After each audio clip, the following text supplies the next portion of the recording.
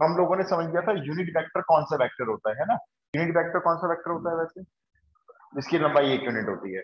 तो अब हमारे पास ना 3 यूनिट वेक्टर हैं जो ऑलरेडी इनबिल्ट है, जिनको हम चेंज नहीं कर सकते। एक होता है आपका small I cap along x axis, मतलब इसकी जो लाइन ऑफ सपोर्ट है वो एक्स एक्सिस होती है। फिर स्मॉल जे कैप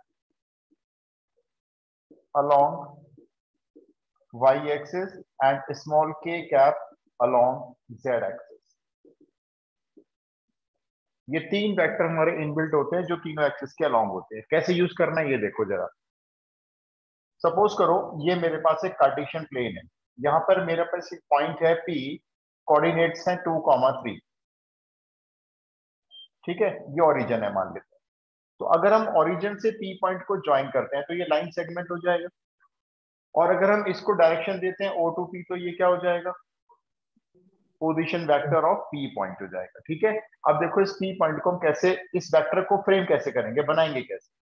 यहां से एक परपेंडिकुलर ड्रॉ कर दिया, लेट से M पॉइंट पे आके O से M तक का जो डिस्टेंस है ये 2 यूनिट हो जाएगा, क्योंकि ये देखो ना, इसका जो एक्स कोऑर्डिनेट है वो 2 यूनिट्स है, और ये वाला डिस्टेंस 3 यूनिट हो जाएगा। ठीक है, अब मेरे को ये O से M तक का मैग्नीट्यूड पता है 2 यूनिट है, और मैंने इसको दे दी एक डायरेक्शन, तो अब ये क्या बन गया, वेक्टर बन गया। अब ये वेक्टर कैसे निकलेगा, ओ एम वेक्टर, ओ से एम की तरफ जो पोजीशन वेक्टर है एम पॉइंट का, इसकी लंबाई 2 यूनिट है, और एक्स एक्सिस के अलोंग अगर आपको वेक्टर बनाना हो तो आप आई कैप यूज करते हो। तो हम कहेंगे इस वेक्टर की जो वैल्यू होगी, या ये वेक्टर जो होगा वो कैसे रिप्रेजेंट किया जाएगा, 2 आई कैप। अब हमने एम से पी की तरफ जाते हुए डायरेक्शन दे दी नीचे से ऊपर की तरफ, एक और वेक्टर बन गया एम पी वेक्टर। इसकी लेंथ कितनी है, 3 यूनिट है, और ये वाई एक्सिस के अलोंग जा रहा है। देखो वाई एक्सिस के अलोंग, या पैरेलल भी बोल सकते हो, तो ये बन जाएगा आपका 3 जे कैप। ठीक है, अच्छा अब मेरे को तो लेकिन ये वाला वेक्टर बनाना है ना, मेरे को ये बनाना है ना ये बनाना है, तो मैंने इसमें अप्लाई कर दिया ट्रायंगल लॉ। देखो ओपी वेक्टर को हम लोग ऐसे लिख सकते हैं ना, O M vector plus M P vector. ठीक है, तो क्या बन जाएगा, O M plus M P में एम एम कॉमन होके ओपी वेक्टर बन गया।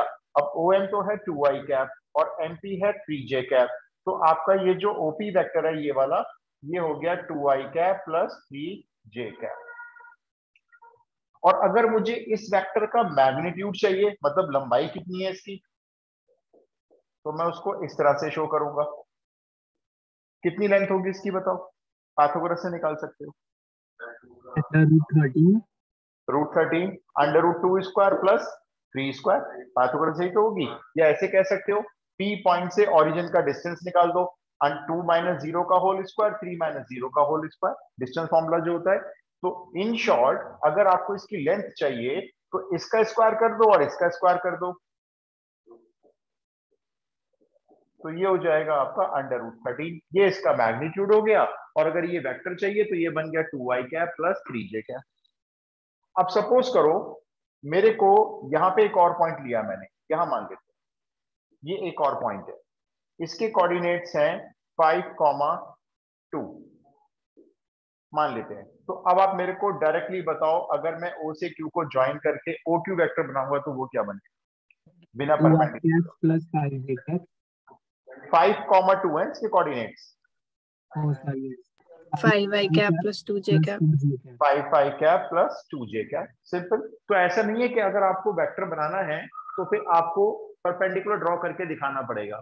तो किसी भी पॉइंट को ओरिजिन से ज्वाइन करके अगर वेक्टर बनाना है तो एक्स कोफिशिएंट के साथ आई कैप लगा दो, और जे कोऑर्डिनेट के साथ जे कैप लगा के ऐड कर दो। अब मुझे जरा इस वेक्टर की लंबाई बताओ, ओ क्यू वेक्टर की, √29 √29, 5 का स्क्वायर प्लस 2 का स्क्वायर, इसकी लेंथ √29। लेकिन मेरे को मान लो ना तो ओपी बनाना ना ओक्यू बनाना, मुझे तो ये पी क्यू वेक्टर बनाना है, ये वाला। अब बताओ इसमें ट्रायंगल लॉ कैसे लगाओगे, ये वाला वेक्टर बनाना है पी से क्यू की तरफ जाते हुए। ट्रायंगल बन गया ना, देखो इन तीनों से ये ऐसे बन गया ट्रायंगल। कैसे लगेगा ट्रायंगल लॉ, ओपी में ये ओपी वेक्टर गया, पी से फिर इस तरफ मुड़ गया, ये ओपीज में पी क्यू ऐड हुआ, तो बताओ क्या बनेगा? O Q.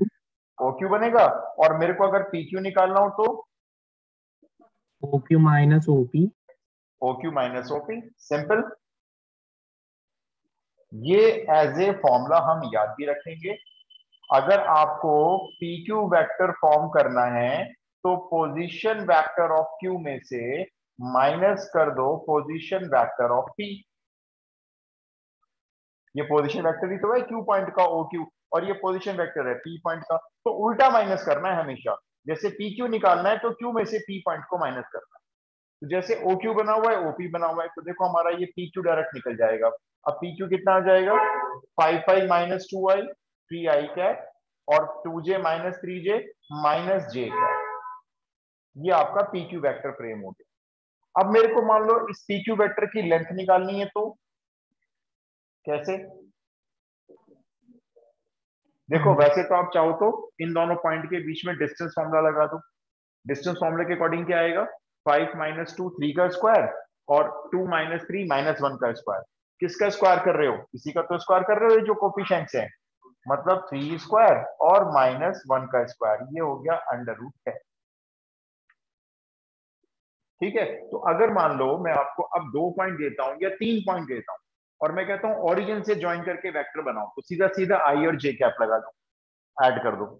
लेकिन अगर मैं 2 पॉइंट देके कहता हूं मुझे पी क्यू वेक्टर फ्रेम करना है, तो फिर क्या करो? डायरेक्टली क्यू पॉइंट में से पी पॉइंट के कोऑर्डिनेट्स को माइनस करके और सीधा आई और जे लगा दो। लेंथ चाहिए तो आई और जे के कोफिशिएंट्स का स्क्वायर कर दो, तो वेक्टर की लेंथ आ जाएगी।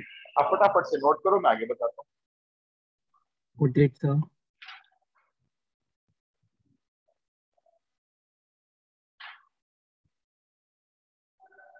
तो आई जे के में आपका पूरा वेक्टर पूरा थ्री खत्म हो जाएगा। आई जे के 3 वेक्टर बहुत इंपॉर्टेंट प्रैक्टिस की। पूछो भाई, डाउट पूछ लो, अभी है क्वेश्चन?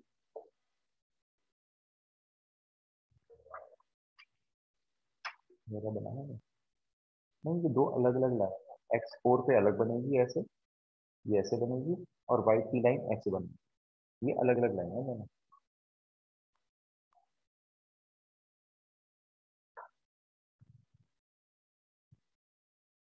हो गया, नोट कर लिया?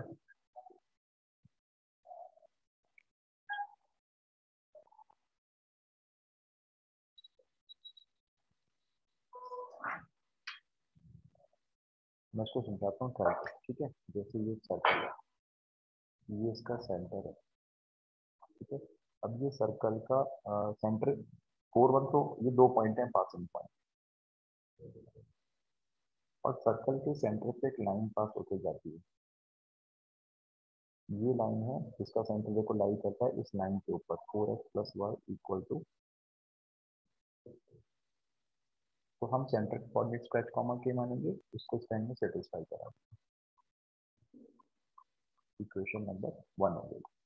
फिर ये डिस्टेंस रेडियस होगा और ये डिस्टेंस भी रेडियस होगा, तो इन दोनों डिस्टेंस को आमने सामने इक्वेट कर लिया। h माइनस 6 का होल स्क्वायर k माइनस 5 का whole square equal to h minus 4 का होल स्क्वायर k माइनस 1 का होल स्क्वायर। सारे होल स्क्वायर को लो, सेकंड इक्वेशन बनाओ। फिर फर्स्ट और सेकंड इक्वेशन को सॉल्व करके मुझे h और k निकाल के। हाँ जी, हो गया? नोट कर लिया? Yes, sir. ठीक है, अब आप एक क्वेश्चन पहले ऐसा ही कर।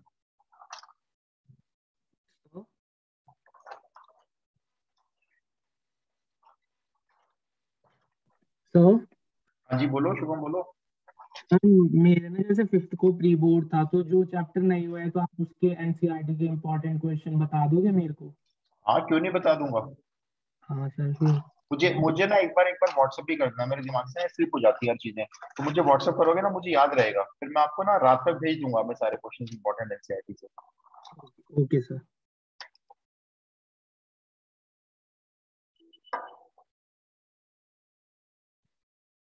हो गया जी? अब देखो बिल्कुल ऐसे ही जब थर्ड एक्सिस आ जाएगी, थर्ड एक्सिस कौन सी एक्सिस होती है? X axis, y axis, z axis. वो कैसे आती है? जैसे ये एक्स एक्सिस है, ये वाई एक्सिस है, ये हम बोर्ड पे बना लेते हैं, कॉपी बना लेते हैं, 2 डायमेंशन होता है। जेड एक्सिस आपकी ऐसे आएगी, ये सामने की तरफ आपकी तरफ इंडिकेट करती हुई। इनमें से कोई भी कहीं भी हो सकती है, आपके सामने एक्स एक्सिस हो सकती है, ये वाई और जेड हो सकती है। तो थर्ड एक्सिस ऐसे होती है जो कॉपी पे ड्रॉ नहीं कर सकते आप। इसको कॉपी पे कैसे ड्रॉ करेंगे? तो जनरली उसको हम फिर कॉपी पे ऐसे ड्रॉ करते हैं, मैं बताऊंगा अब आपको 3D जब करेंगे तो अभी आप इतना समझो, जैसे हमारे पास अगर किसी पी पॉइंट के कोऑर्डिनेट्स ऐसे दिए हुए हैं 1 2 3, और मैंने कहा ओरिजिन से इसका पोजीशन वेक्टर बनाना है ओपी वेक्टर, तो बताओ क्या बनेगा ओपी वेक्टर? बस 3k क्या। तो ये आई एक्स एक्सिस के लॉन्ग 1 यूनिट जाएगा, वाई एक्सिस के लॉन्ग 2 यूनिट और जेड एक्सिस के लॉन्ग 3 यूनिट। मैं आपको दिखाया तो ये वेक्टर कैसे बनेगा। देखो, जैसे ये आपकी जेड एक्सिस हो गई, मान लेते हैं ये हो गई जेड एक्सिस। अब पहले आप ऐसे जाओगे 1 यूनिट, चले गए 1 यूनिट, यहाँ पे आगे मान लो ये 1 यूनिट है। फिर यहां से आप इसी प्लेन इसी बोर्ड के ऊपर रहोगे और यहां से जाओगे ऊपर 2 यूनिट्स, ये 2 यूनिट्स हो गया मान लो, ये 1 हो गया, ये 2 हो गया, यहाँ पे आ गए आप। अब मैंने कहा जेड एक्सिस के लॉन्ग 3 उठ जाओ, तो यहां से कैसे आओगे? हवा में आ जाओगे, ये ऐसे 3 यूनिट आ गया। यहां पर एक पॉइंट आ गया स्पेस में, यहाँ एक पॉइंट हो गया जिसके कोऑर्डिनेट्स हो गए 1 2 3। फिर आप क्या करोगे? इस पॉइंट को, ये ओरिजिन है, ऐसे ज्वाइन करोगे, जैसे ज्वाइन हो जाएगा ना, ये मान लो ये वो मार्कर हो गया, ये वो वेक्टर बनेगा ओपी वेक्टर। तो इस पॉइंट के कोऑर्डिनेट्स क्या होंगे जो टिप होगी इसकी? 1 2 3। तो ये वेक्टर क्या बना? आई कैप, मतलब पोजीशन वेक्टर ऑफ पी क्या बना? ये वाला वेक्टर आई प्लस 2j प्लस 3। जरा इसकी लेंथ बताना, इस वेक्टर की लेंथ कितनी होगी? ये तो आपकी जेड एक्सिस है, इसकी लेंथ कितनी होगी, लंबाई कितनी होगी इसकी? 14। अंडर रूट में आई स्क्वायर, मतलब 1 स्क्वायर 2 स्क्वायर 3 स्क्वायर। लॉजिक क्या है? ओरिजिन से इस पॉइंट का डिस्टेंस निकाल दिया अंडर रूट में, तो क्या आया? 1 square plus 2 square plus 3 square, root 14 हो गया। ठीक है, क्वेश्चन लिखो जरा एक दो पहले। अब जितना सीखा पहले उसी पे समझ लेते हैं कुछ चीजें।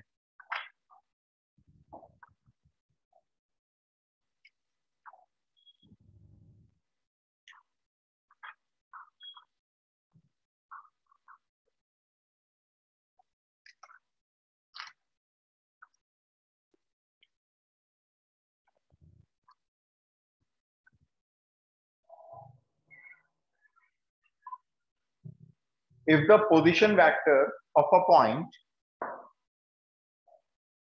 if the position vector of a point, point के कोऑर्डिनेट्स लिख लो 12, n, n स्मॉल बनेगा, मैं बोर्ड रब कर दूंगा, 12, n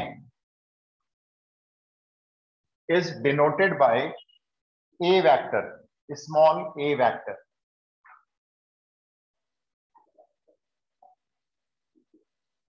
मतलब एक पॉइंट है, उसके कोऑर्डिनेट्स दिए हुए हैं 12, n, तो ये एक्स वाई प्लेन के ऊपर हो गया, इसका मतलब ये कोऑर्डिनेट्स दिए हुए हैं।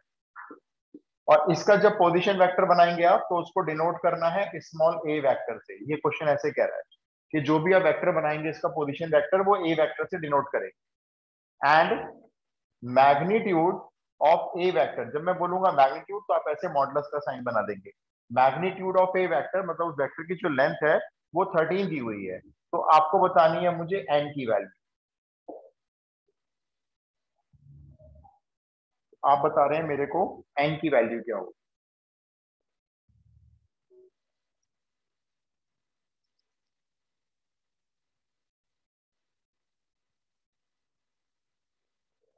इनका चलेगी मास्टर की 5 आ रही है, एक बार फिर देख लो। +-5 आ रहा है। बिल्कुल +-5। अगर आप 5 लिखोगे तो 0.5 मार्क्स कट जाएंगे। एन की वैल्यू कोऑर्डिनेट है, कोऑर्डिनेट प्लस माइनस में देखो हो सकते हैं, इसलिए अगर आप 5 बोलोगे तो मार्क्स कटने के चांस हैं। +-5 करेक्ट आंसर होगा। क्या मैं करके बताऊं? एक बार बताऊं करके? हो गया सबका? हो गया सर? बहुत सिंपल क्वेश्चन दिया अभी स्टार्टिंग में। आपने देखो सॉल्यूशन स्टार्ट किया, सबसे पहले आपने लिखा ए वेक्टर। कैसे बनाएंगे? ये पोजीशन वेक्टर है, मतलब ओ से जब ज्वाइन करेंगे तो 12 के साथ आपने लिख दिया होगा आई कैप और एन के साथ लिख दिया होगा जे कैप। अब आप इसका मैग्नीट्यूड निकालेंगे तो ये हो जाएगा √12 स्क्वायर प्लस एन स्क्वायर, और ये मैग्नीट्यूड क्वेश्चन कहता है 13 के इक्वल है, तो आपने इसको 13 रख लिया, स्क्वायरिंग कर दी बोथ साइड्स, तो 144 plus n square equal to 169 n square is equal to 25 और एन की वैल्यू हो गई +-5। Next question.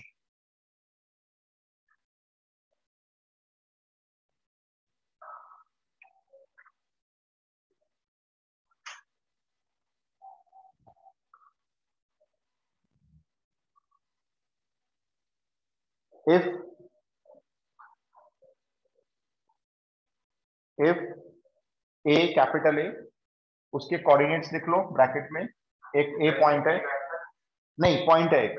If a capital ए बनाना है ऐसे लिख लो, ए के ब्रैकेट में लिख लो 0 1, ये ए पॉइंट के कोऑर्डिनेट्स हो गए।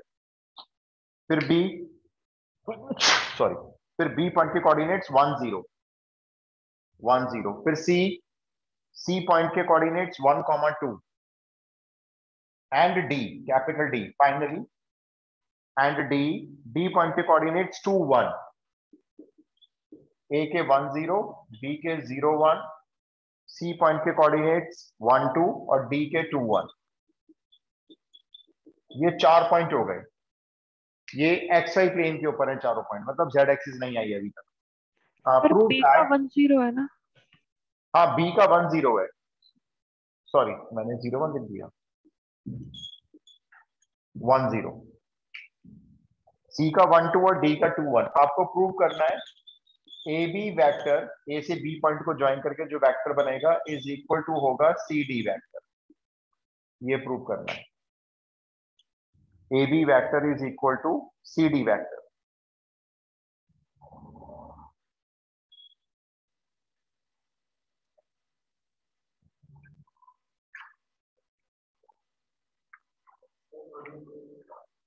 हाँ मैं आ रहा हूँ, बताया। Done sir. डन हो गया, प्रूव हो गया। ए बी वेक्टर कैसे Yes, बनाएंगे बताना, अभी बताया था मैंने। कौन सा? ए बी वेक्टर कैसे बनेगा? O B minus O A vector. Right, position vector of B में से माइनस करेंगे पोजीशन वेक्टर ऑफ ए। देखो इस तरह से लिखना है। मान लो मैं सॉल्यूशन कर रहा हूँ बोर्ड एग्जाम में, तो मैंने क्या लिखा, ए बी वेक्टर फॉर्म करने के लिए मैंने टीचर को शो किया position vector of b minus position vector of a, ये लिखा। और माइनस करेंगे डायरेक्ट, ये दिखाने के बाद डायरेक्ट माइनस करना है। जैसे ये बी पॉइंट है, इसमें से ए पॉइंट माइनस कर लो, तो 1 में से 0 माइनस होगा तो 1 ही बचेगा, तो ये क्या हो जाएगा 1 आई कैप। फिर 0 में से 1 माइनस करोगे -1 तो माइनस जे कैप, ऐसे माइनस करो डायरेक्ट। इसी तरह से अब आप निकालो सी डी वैक्टर। सिर्फ टीचर को ये बताएंगे कि हम डी के पोजीशन में से सी का पोजीशन वेक्टर माइनस कर रहे हैं, और डी में से डायरेक्ट सी माइनस कर दो। 2 - 1 आई कैप और 1 - 2 माइनस जे कैप। प्रूव हो रहा है ये इक्वल वेक्टर, दोनों बिल्कुल सेम है। इसके अंदर हमें ओ बी ओ ए और ओ डी ओ सी निकालना के दिखाना है। नहीं दिखाना, आपकी मर्जी है, बाकी जरूरत नहीं है, बिल्कुल दिखाने की जरूरत नहीं है, सीधा सीधा निकाल सकते हैं। बस एक बार ये लिख दिया ना तो फिर दिखाने की जरूरत नहीं है, डायरेक्ट ये माइनस करके निकाल दो।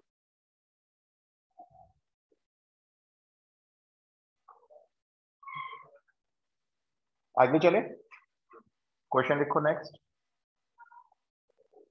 If a vector is equals to small a, जब मैं बोलूंगा ए वेक्टर तो अपना आप स्मॉल बनाओ, जब मैं बोलूंगा ए बी वेक्टर तो आप कैपिटल लेटर बनाओ, जब मैंने 2 लेटर बोले एक साथ।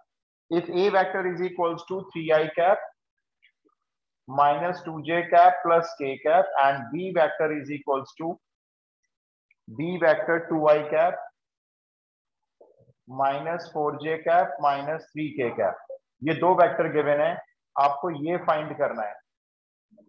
यहां से लिख लेना देखकर, a vector minus twice of B vector का मॉडुलस यानी magnitude.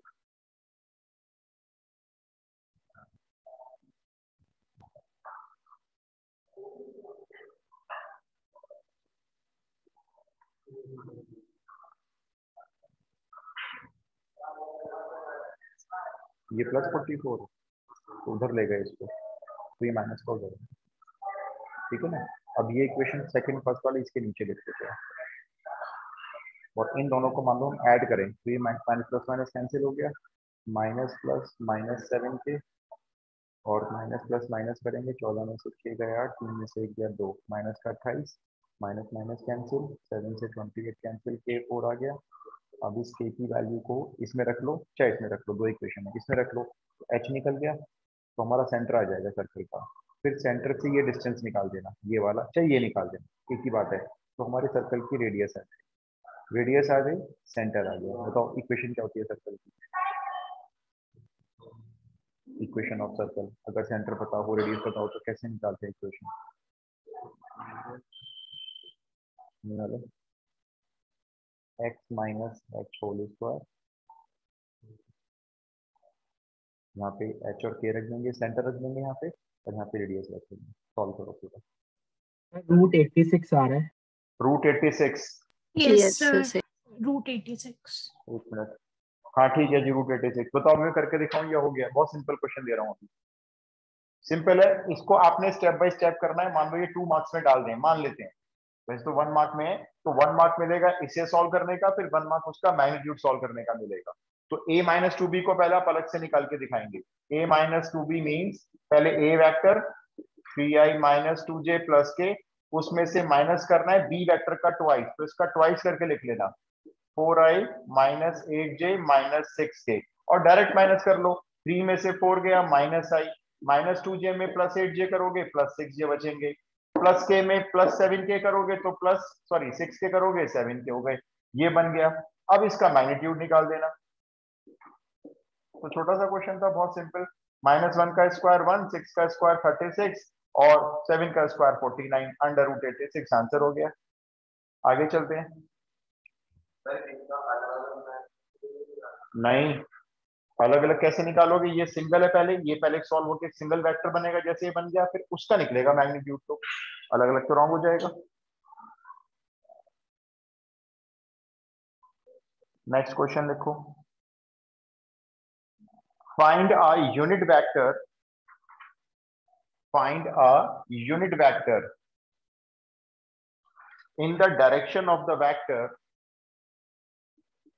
in the direction of the vector a vector is equals to 2i minus j plus 3k।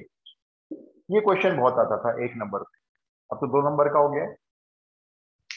इस वेक्टर की डायरेक्शन में जाता हुआ एक यूनिट वेक्टर निकालो। डायरेक्शन समझते हो?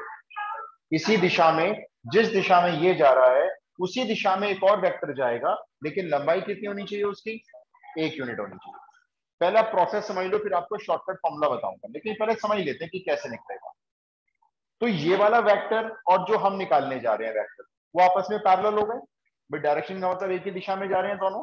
तो आपने मान लिया आपका वो बी वेक्टर है, ये बी वेक्टर क्वेश्चन मार्क है। ये कैसा वेक्टर है? इसके पैरेलल है, एक तो इस डायरेक्शन में जा रहा है और यूनिट है। वेक्टर। अब क्योंकि ये यूनिट है, तो अगर मैं इस पे कैप लगाऊंगा तो कोई हर्ज नहीं होगा, समझ जाएगा हर कोई कि भाई ये यूनिट वेक्टर है, कैप लगा दिया मैंने। अच्छा, अब ये दोनों आपस में कैसे हैं? पैरेलल है, हो सकते हैं। दोनों के लिए हम सेम कंडीशन यूज करते हैं, कोलिनियर के लिए और पैरेलल के लिए। तो मैं क्या, अब देखो उसने बोला डायरेक्शन, तो हो सकता है ये इसके अलोंग चल रहा हो या इसके पैरेलल चल रहा हो, डायरेक्शन मानी जाएगी वो। तो मैंने क्या लिखा, अगर दो वेक्टर पैरेलल होते हैं तो एक वेक्टर दूसरे वेक्टर का, यानी ए वेक्टर का कितना टाइम्स होता है? Lambda times. लैम्डा मैंने उसके साथ लगाया है जो मेरे पास नॉन वेक्टर है। देखो लैम्डा को मैं यहां भी लगा सकता हूं वरना भी, लेकिन मैंने जान के उस तरफ लगाया है जो पहले से नॉन वेक्टर है। तो लैम्डा के साथ ए वेक्टर रख लो, ये बन गया। आप कहोगे ये रहा आपका आंसर, बी कैप ये निकल आया। लेकिन इसमें क्या मिसिंग है? अभी लैम्डा मिसिंग है। अच्छा, इस लैम्डा को अंदर मल्टीप्लाई कर लो, क्या बन गया? 2 लैम्डा आई कैप माइनस लैम्डा जे कैप प्लस 3 लैम्डा के कैप, ये बन गया। इसका मैग्नीट्यूड कितना होना चाहिए? 1 होना चाहिए, क्योंकि क्वेश्चन कह रहा है ये यूनिट है। तो हमने इसका मैग्नीट्यूड निकाला, देखो 4 lambda square plus lambda square plus 9 lambda square, और इक्वल टू कितना रख दिया? 1। स्क्वायरिंग कर लो बोथ साइड, रूट हट जाएगा, यहां पर रह जाएंगे 14 lambda square equal to 1। Lambda की वैल्यू बोलो, plus minus 1 by under root 14। Plus minus का मतलब ये है आपके दो वेक्टर बन सकते हैं ऐसे। अगर आप लैम्डा को यहाँ प्लस रख लोगे तो एक वेक्टर आंसर हो गया, आप लैम्डा को माइनस रख लोगे दूसरा हो गया। दो क्यों बन रहे हैं बताओ, दो क्यों बन रहे हैं, बनना तो एक चाहिए। एक्चुअल में एक तो जा रहा होगा बिल्कुल इसी की दिशा में जिस तरफ ये जा रहा होगा, और एक दूसरा वाला इसकी अपोजिट डायरेक्शन में आ रहा होगा, मतलब होंगे पैरेलल। तो आप लैम्डा में से किसी भी वैल्यू से अपने आंसर को लिख सकते हो, चाहो तो दोनों आंसर लिख दो। लेकिन जब वो बोलता है ना फाइंड आ यूनिट वेक्टर, मैंने आ बोला है ना, यानी कि एक बताना है, तो आप जनरली बताएंगे प्लस वाली वैल्यू को रख, बाकी तो दो बन सकते हैं देखो लैम्डा की वैल्यू से। तो आप कहोगे देयरफॉर जो बी कैप है फाइनली जो मिसिंग था वो लैम्डा की वैल्यू पुट करने से आ जाएगा।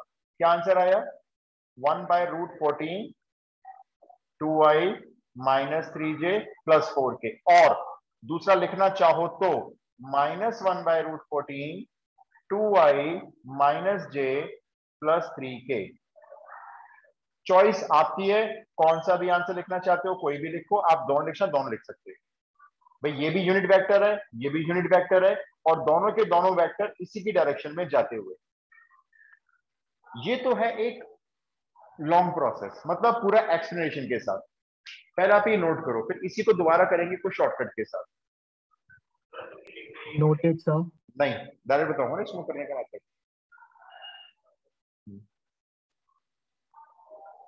अब ये रेडियस आ गई ना, अब यहाँ पे पुट कर दो h की वैल्यू 3, k की वैल्यू 4, होल स्क्वायर, xi को पुट करना और इक्वल टू यहाँ पे √10 कर दो, और फिर xi में होल स्क्वायर में इक्वेशन खोल दो।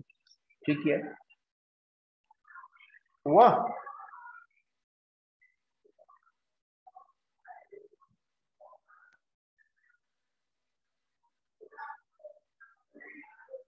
तो ये तो है हमारा एक प्रोसेस के अकॉर्डिंग, जैसे हम समझ रहे हैं भी एक बी कैप निकालना था, दोनों आपस में पैरेलल थे, तो हमने बी कैप को लिख दिया lambda times of A vector, फिर इसको लैम्डा टाइम्स कर दिया, फिर लैम्डा को मल्टीप्लाई करके इसका मैग्नीट्यूड निकाला, और मैग्नीट्यूड को 1 से इक्वल रख दिया क्योंकि यूनिट है ये, और वहां से लैम्डा की दो वैल्यू आई, दोनों वैल्यू को पुट करके हमने टीचर को दो आंसर दे दिया, भाई ये वाला ले लो चाहे ये वाला ले लो, दो वेक्टर हो सकते हैं ऐसे क्योंकि। अब इसको छोटा करने का तरीका क्या है, आप ध्यान से देखो, आपका जो आंसर है, चलो मैं इसको हटाता हूं माइनस वाले को, अब प्लस वाले आंसर को देखो, ये वेक्टर सेम आंसर में आ रहा है, चेक करो देखो, सेम आंसर में आ रहा है, सेम आ रहा है ना, बदलाव नहीं आ रहा कोई। और इसके साथ डिवाइड में एक नंबर आ रहा है √14, ये नंबर मालूम क्या है, ये इसी का मैग्नीट्यूड है देखो, √4 ये 4 मैग्नीट्यूड ऑफ ए। +1। तो एक शॉर्टकट क्या बना कि अगर हमें किसी वेक्टर की डायरेक्शन में एक वेक्टर यूनिट निकालना हो तो सीधा सीधा आंसर जो वेक्टर गिवन है वो लिख लेंगे, और उसके डिवाइड में क्या रख देंगे, उसी वेक्टर का मैग्नीट्यूड रख देंगे, तो छोटा हो जाएगा ना। अब आप देखो इस क्वेश्चन को एग्जाम में कैसे लिख के आएंगे आप, मैं फिर बता रहा हूं। हमने जो पूरा प्रोसेस से अपने आंसर को ढंग से ऑब्जर्व किया, तो आंसर में हमको ये दिखाई दिया कि जो रिक्वायर्ड वेक्टर है उसको आप कोई भी नाम दे दो, लेट्स से आपने बी कैप दे दिया, तो वो बी कैप कैसे निकलेगा, इसकी डायरेक्शन में जाता हुआ यूनिट वेक्टर। बेहतर होगा आप ए कैप लो, ए कैप लो, ए कैप ए से डिफरेंट है ध्यान रखना भाई, ये ए वेक्टर है और ये ए कैप है, इसका मतलब ये यूनिट है, लेकिन ये यूनिट नहीं है। अब ये कैसे निकलेगा, इसी वेक्टर को डिवाइड कर दो इसी के मैग्नीट्यूड से, दैट्स ऑल। यही तो हमने ऑब्जर्व किया अभी आंसर में, तो आपका आंसर क्या हो गया सीधा सीधा, अब एग्जाम में आएगा तो सीधा ये लिख देना 2i cap -j cap + 3k cap divided by जो भी इसका मैग्नीट्यूड है।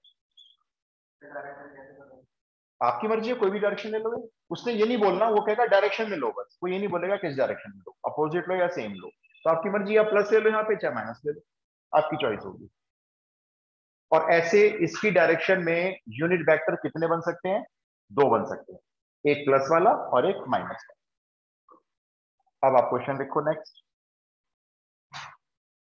क्लियर हो गया उसका कॉन्सेप्ट यूनिट वेक्टर का। Find the unit vector, next question NCERT का है, find the unit vector in the direction of PQ vector.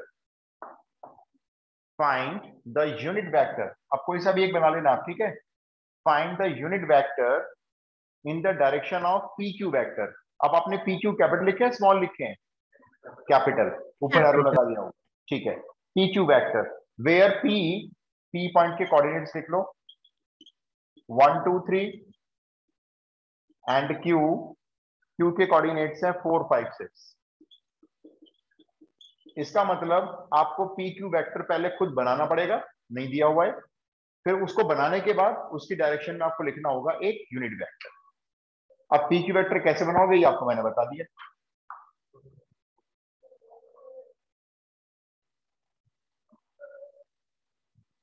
The longest side of a triangle is twice the shortest side and the third side is 2 centimeter longer than the shortest side। हम एक काम करते हैं, shortest side को x centimetre मान देते हैं, ठीक है। तो लॉन्गेस्ट साइड हमारी हो जाएगी ट्वाइस द शॉर्टेस्ट यानी 2x सेंटीमीटर, और जो थर्ड है, third side 2 centimetre longer than the shortest, तो ये इससे 2 सेंटीमीटर लॉन्गर हो गई, यानी कि +2। तीनों साइड हो गई। आगे बढ़ते हैं। पेरीमीटर ट्राइंगल का मोर देन रखना है 166। पेरीमीटर में हमने क्या किया, तीनों को ऐड कर दिया, तीनों साइड्स को ऐड करके इसको मोर देन कर दिया। इक्वल टू तो नहीं है ना, बस मोर देन ही है। अब इसको सॉल्व करते हैं, x + 2x done sir. Done. यहाँ से x की वैल्यू निकालें, पता है। और मुझे ना इसके ग्राफ एक बार फिर बना के दिखाना, x > 4 y > 3। हो गया, आंसर बता दो। हाँ, हाँ। 3k कैप कहाँ गया, कैप है। अच्छा, अपॉन में √27, √27 को एलसीएम लेके पेयर निकालो बाहर इसमें से। 9√3 कैसे, 3√3, 9 को 3 का स्क्वायर हो गया। पूरा सॉल्व कर लो ना अगर हो रहा है तो, क्योंकि मेरे पास देखो बुक में आंसर ये दिया हुआ है, जो मेरे को आंसर दिया हुआ है ना बुक में, आप चेक कर लो, क्योंकि आपसे आंसर मैच हो तो रहा है लेकिन तो आपका मैंने दूसरा है। सिंपलीफाई कर लिया। हाँ, सिंप्लीफाई करना जरूरी है अगर वो हो रहा है तो। ये i + j के + k अपॉन √3, मेरा आंसर ये आ रहा है। यस सर, यही आ रहा है। यस सर, यही आ रहा है।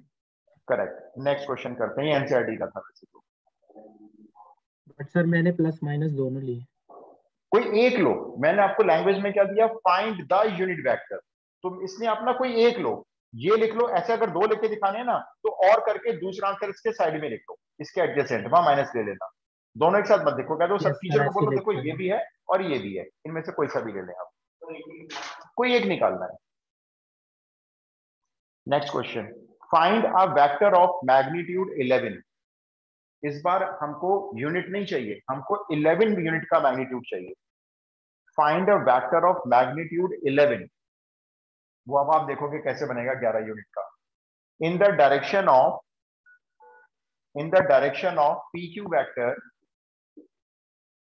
इन the direction of P Q vector where p point 132 and q point -108। अब ये एनसीईआरटी जैसा हो, ये एग्जाम्पलर का है वैसे।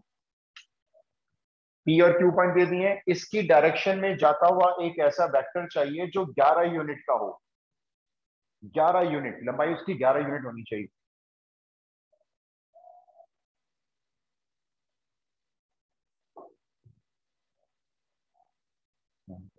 बना बना से गलत बना, एक बार मैं देखूंगा गलती करके। मैं एक सेकंड जरा भी इंक डाल के लाया सर मार्कर ये में। 13 क्यों लिखा है? हाँ अरे ये क्या लिख दिया मैंने, इंक लाइट हो रही ना मार्कर की। 132 है, 132 है। मैं एक सेकंड इंक डाल रहा हूँ, ये मार्कर की, ब्लूटूथ डिस्कनेक्ट हो जाएगा।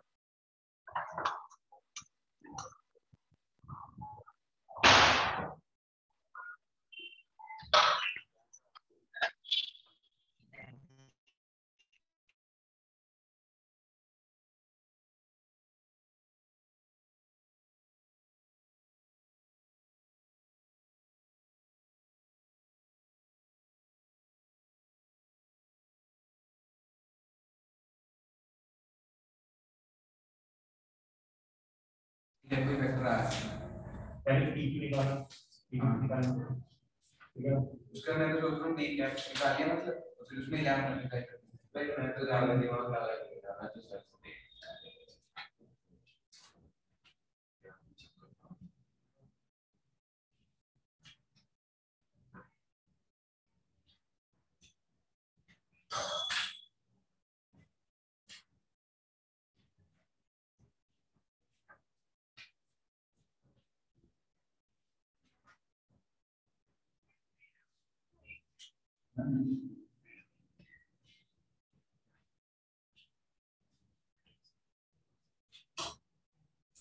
हाँ जी, हो गया।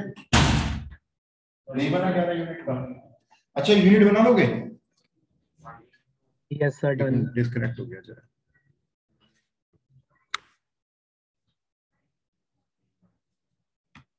सर यूनिट में मल्टीप्लाई करके अच्छा, यूनिट बना लो पहले। Done sir.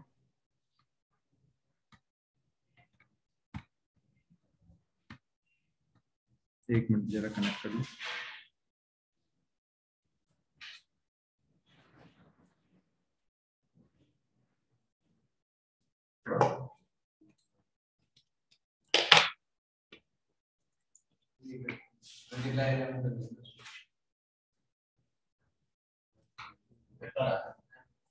Minus 2 i cap minus 3 cap plus 6 के कैप डिवाइड बाय 7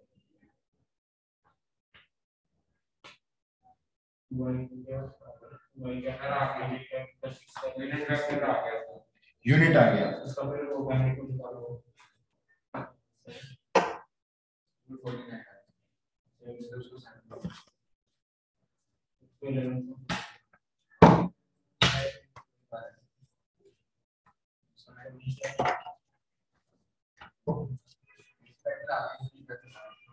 उसमें क्लियर मल्टीप्लाई वही कैसे करके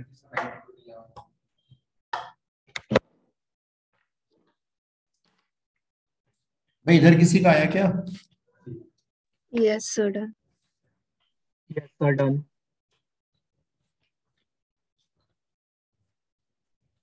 डिस्कनेक्ट हो गया।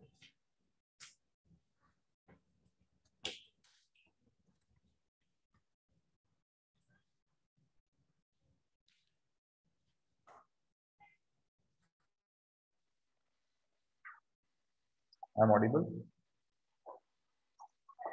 Yes, yes sir. सर, हाँ जी, अब बताएं ये वाले क्वेश्चन के बारे में जल्दी से।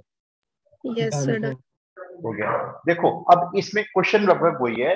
वो कह रहा है कि आपको इसकी डायरेक्शन में जाता हुआ एक ऐसा वेक्टर बताना है जो 11 यूनिट का हो।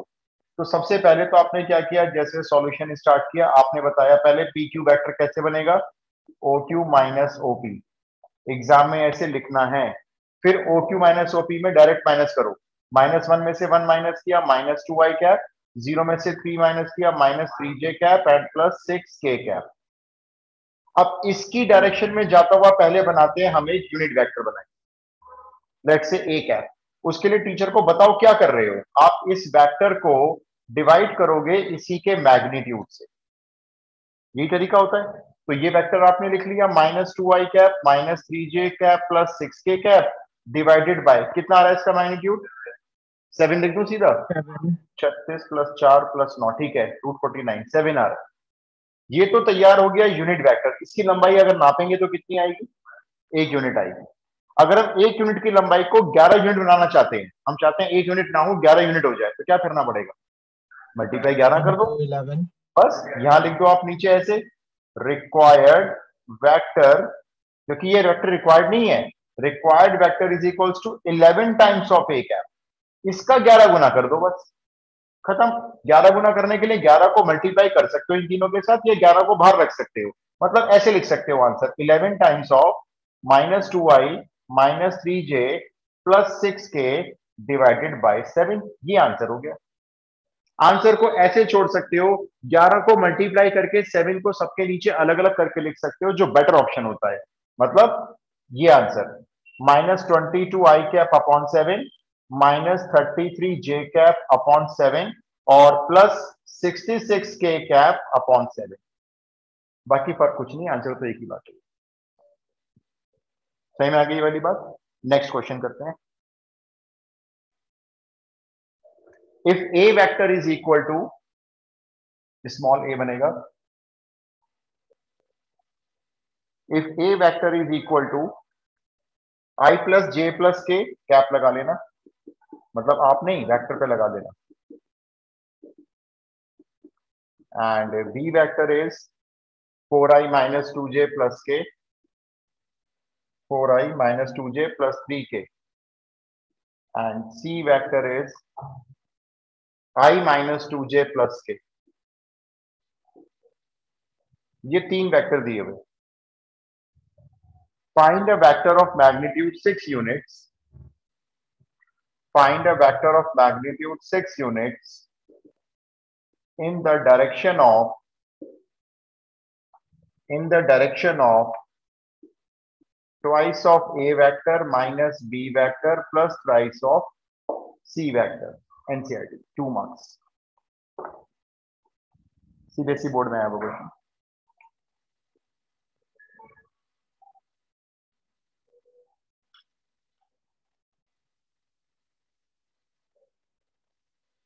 इसकी डायरेक्शन में जाता हुआ एक ऐसा वेक्टर निकालना है जिसका मैग्नीट्यूड 6 यूनिट होगा। ये 2 मार्क्स में हो गया। तो पहले इसको सॉल्व करके वेक्टर देखो क्या आ रहा है।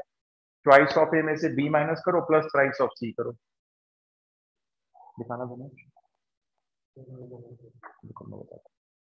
जब हम इसको देख रहे हैं तो इसमें कहीं y इंक्लूड नहीं है, तो ये लाइन सीधा x पे परपेंडिकुलर ऐसे बना दी हमने। ठीक है, यहाँ लीजिए x इक्वल टू 4। इसमें ओरिजिन को टेस्ट किया, 0 को टेस्ट किया तो 0 4 से बड़ा फॉल्स आ रहा है, उधर कर लिया जाएगा। फिर y इक्वल टू 3 मान लो, अंदाजे से यहाँ ले लेता हूँ, ये y इक्वल टू 3 लाइन। इसमें जब मैंने ओरिजिन को टेस्ट किया 0 को, तो ये भी फॉल्स आएगा, 0 3 से बड़ा नहीं होता, इसके भी ऊपर का एरिया होगा। और तो कुछ नहीं दिया होगा, तो इसके इधर और इसके ऊपर रहेंगे।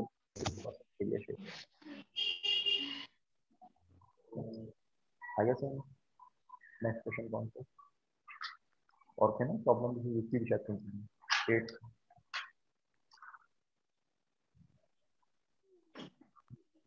तुम्हारा घर कहाँ पे दिनेश? मुझसे बुक ले लेना, सैंपल कंप्यूटर सॉल्व कर लेना, मैं लाना भूल गया। Done, sir. डन। मैं आपसे चेक कर रहा हूँ, रुको। Done sir.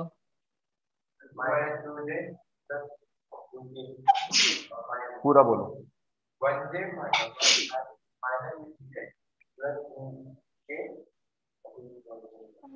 पूरा बताओ आंसर, मुझे पूरा आंसर बताओ 6 यूनिट बना के। हाँ वो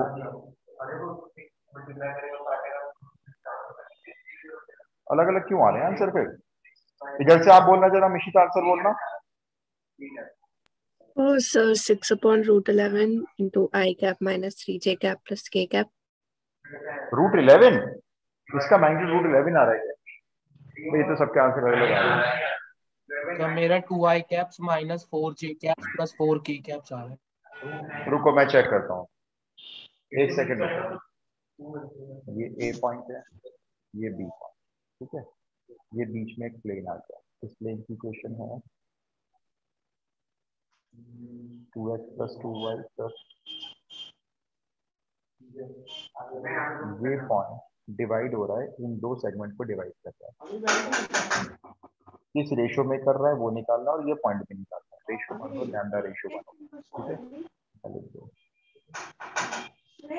सेक्शन फॉर्मूला कैसे लगेगा? देखो, लैम्डा मल्टीप्लाई 1 मल्टीप्लाई होगा 2 डिवाइड में सम ऑफ द रेशियो। ये हो गया x कोऑर्डिनेट इस पी पॉइंट का। फिर y कोऑर्डिनेट का लैम्डा मल्टीप्लाई 4 प्लस 1 मल्टीप्लाई 1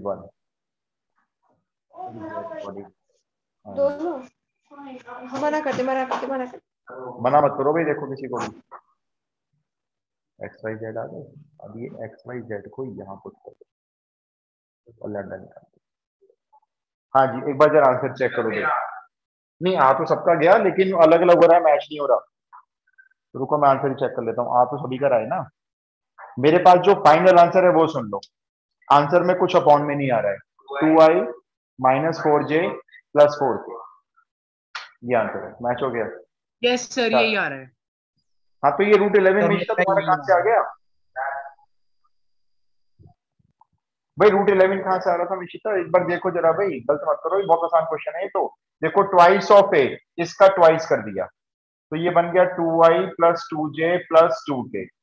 उसमें से b को माइनस कर दिया, ये वाला b माइनस कर दिया, माइनस 4i, फिर प्लस 2j और माइनस 3k। फिर उसमें प्लस कर दिया 3c, इसका 3 टाइम्स ऐड कर दिया, 3i minus 6j plus 3k। इसको पूरा सॉल्व करते हैं अब। 2i में से 4i गया, -2i में 3i ऐड हुआ, i बन गया। 2j 4j में से 6j माइनस की है, -2j। 2k में से 3k गया, -k में 3 ऐड हो गए, 2k। ये तो वो बन गया वेक्टर। इसका कुछ नया नाम रख लेते हैं। ABC है ना, इसका नाम चलो D रख लेते हैं। ये D वेक्टर बन गया। ठीक है, अब इसकी डायरेक्शन में हमें बनाना है 6 यूनिट का एक वेक्टर। तो हम यहां लिखेंगे required vector 6 times of D cap, ऐसे लिखेंगे ना। इसके यूनिट वेक्टर का 6 गुना। तो 6 को तो 6 रहने दो, इस वेक्टर को यहां ब्रैकेट में लिख लो और यहां पे डिवाइड कर दो इसके मैग्नीट्यूड से। इसका मैग्नीट्यूड कितना आ रहा है? 4 + 4 8 + 1 9। 9 हो गया ना। √9 कितना होता है? 3 हो गया। तो 3 से ये कट गया 6, तो आंसर हो गया 2i - 4j + 4k। आंसर हो गया। क्लियर है? ये सही रहेगा ये वेक्टर कॉन्सेप्ट। अब एक चीज और समझ लो, टाइम बताना। अरे यार, फिर एक क्वेश्चन और कर लो, चीज रह गई मेरी आज। एक और कर लो क्वेश्चन पे। Find a vector of magnitude 5 units. Find a vector of magnitude 5 units.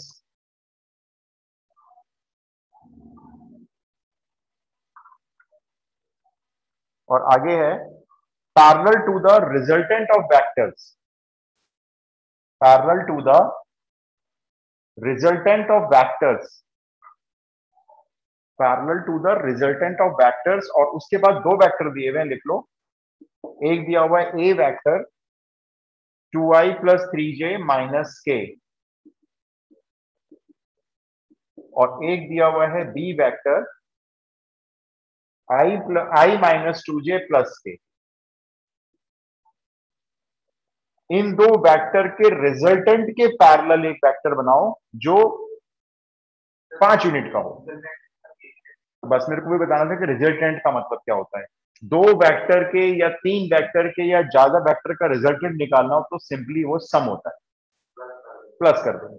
तो इन दोनों को प्लस कर देंगे तो इनका रिजल्टेंट आ जाए। कभी भी रिजल्टेंट वर्ड यूज हो रहा है वेक्टर में तो इसका मतलब आपको सम करना है।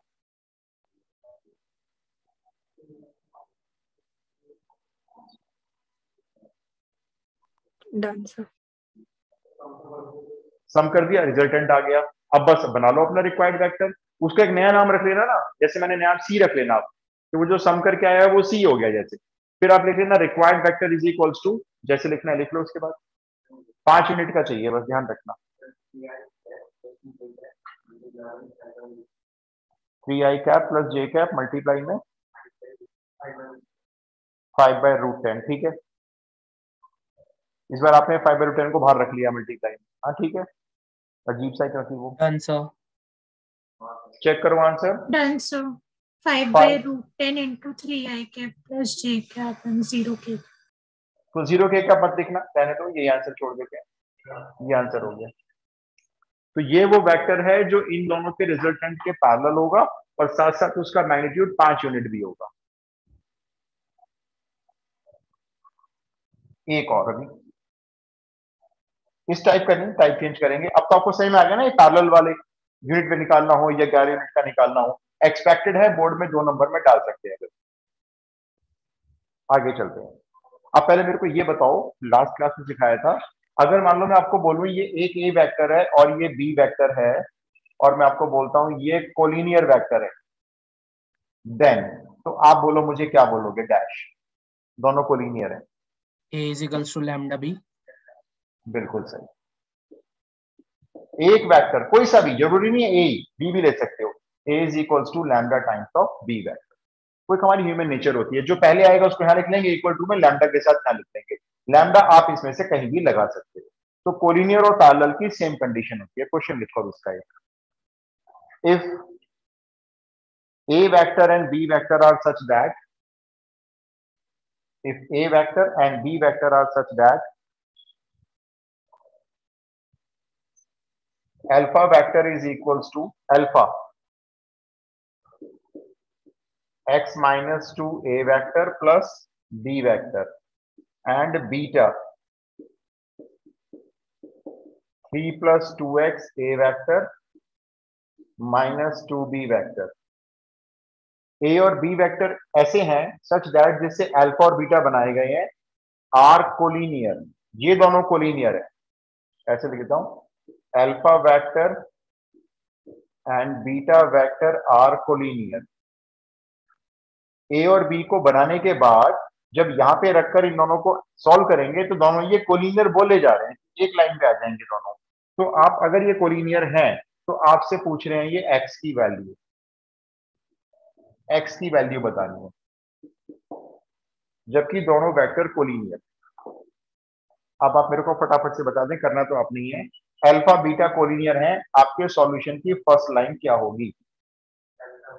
Alpha vector is lambda times Alpha b. vector is equal to lambda b vector.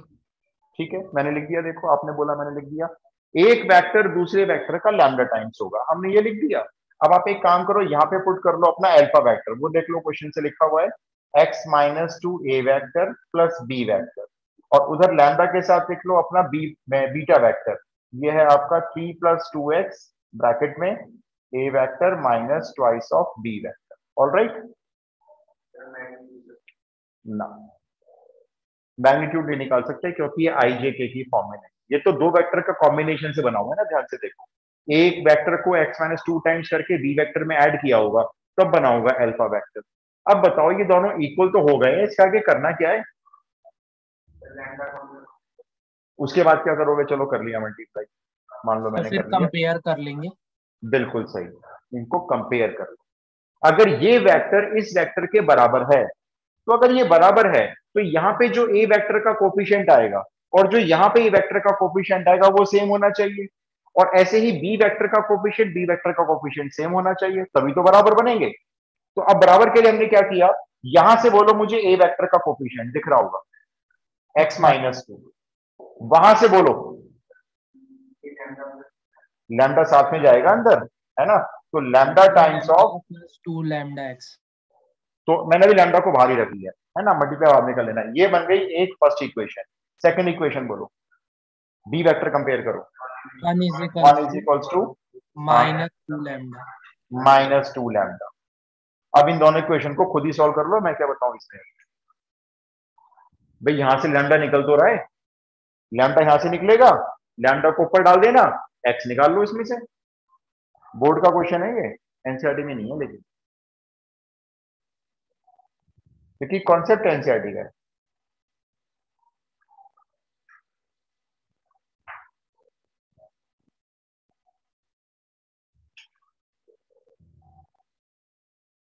बस ये लास्ट क्वेश्चन है, कर लो आप, मुझे आंसर चेक करा दो। 1/4. 1/4 चेक करते हैं। करेक्ट आंसर जी मिशिता, मुबारक हो। Same sir. 1/4 Yes, sir. 1/4. Correct.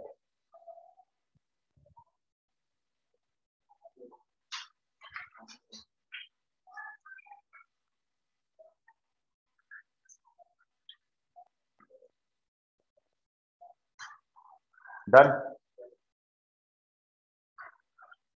चलिए जी, नेक्स्ट क्लास में कंटिन्यू करेंगे। आज आपने बेसिक समझ लिया पूरा, क्वेश्चंस भी सॉल्व कर लिए थोड़े बहुत। ओके जी, क्लास को एंड करते हैं। नेक्स्ट